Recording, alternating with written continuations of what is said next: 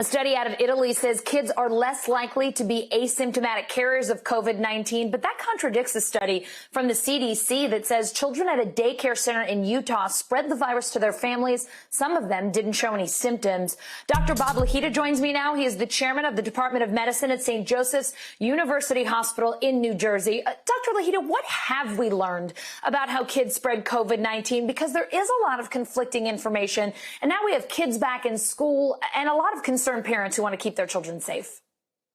Allison, it is a conundrum of sorts. The CDC report that came out today refers to 121 children ages 1 to 20. From February the 12th to July 31st, they studied from 391,814 cases of COVID-19 and multi-system inflammatory syndrome.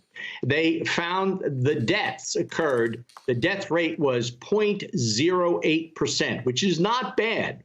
The question, of course, from the Italian study, which you alluded to, is how many children are asymptomatic? And the bottom line is from the Italian study, they're finding that of 881 children that presented to a Milan hospital asymptomatic, only one child in 83 was capable of infecting and was COVID-19 positive. Now, the CDC study shows that 65% of the children that died were admitted to the hospital, but many, over a third of the children died at home. 10% were under 1 year old. 70% were between 10 and 20 years of age, roughly 85 kids, and 41% were between the ages of 18 and 20. Now, this is what's a real grabber, Allison. 78% of the children were from people of color, Black, Hispanic, American Indians, Alaskan Native people, and that's very disconcerting. And then the last factoid, which I found to be particularly interesting because it mirrors what goes on in adults, is that men and boys comprised 63% of the children who died. 63%, more boys and more men, young men, than women and young girls.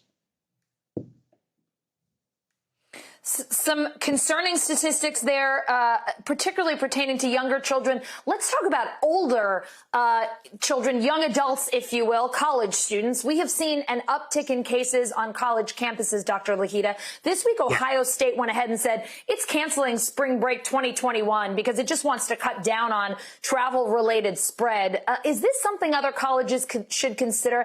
And what else would you like to see colleges doing to get the coronavirus under control on their campuses right now, because spring break is a long way off. We got a long time. There could be a lot of problems between now and next spring.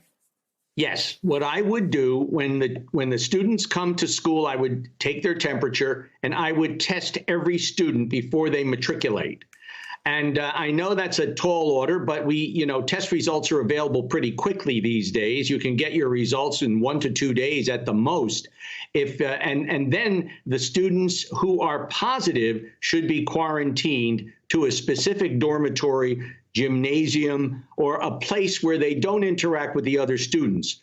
Under no circumstances do I think the students should be sent home. Why? Because they may infect their brothers and sisters who are home, and they, more importantly, could infect their grandparents who are older and may succumb earlier, right. And they also could infect their parents. So if the family wants them back, that's one thing. They should still be quarantined. But my advice is to keep the college students at the college.